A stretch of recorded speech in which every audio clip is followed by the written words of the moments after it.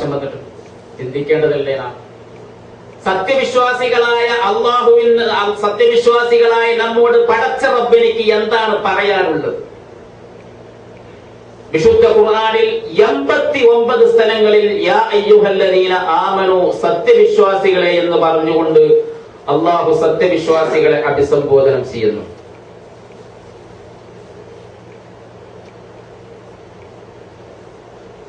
അഥവാ വിശുദ്ധ ഖുർആനിലെ 20ഓളം അധ്യായങ്ങളിലായി 114 സൂക്തങ്ങളിൽ അധ്യായങ്ങളിൽ നിന്ന് 20ഓളം അധ്യായങ്ങളിലായി കൊണ്ട് അല്ലാഹു സുബ്ഹാനഹു വ തആലയുടെ സത്യവിശ്വാസികളെ വിളിച്ചുകൊണ്ടുള്ള അഭിസംബോധനകൾ കാണാൻ കഴിയും.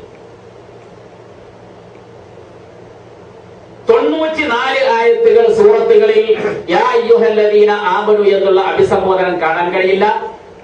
20ഓളം വരുന്ന സൂറത്തുകളിലായി കൊണ്ടാണ് 89 ഇടങ്ങളിലായി കൊണ്ട് സത്യവിശ്വാസികളെ എന്ന് അഭിസംബോധനം ചെയ്തുകൊണ്ട് അല്ലാഹു സുബ്ഹാനഹു വ തആല നമുക്ക് ചില നിർദ്ദേശങ്ങൾ നൽകുന്നത്.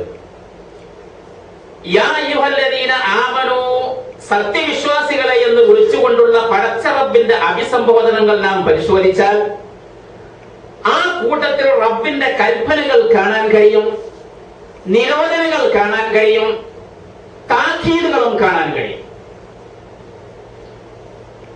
ബഹുമാനപ്പെട്ട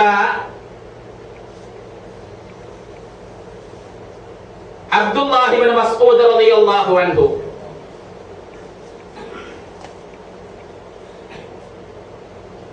പറയുകയാണ്,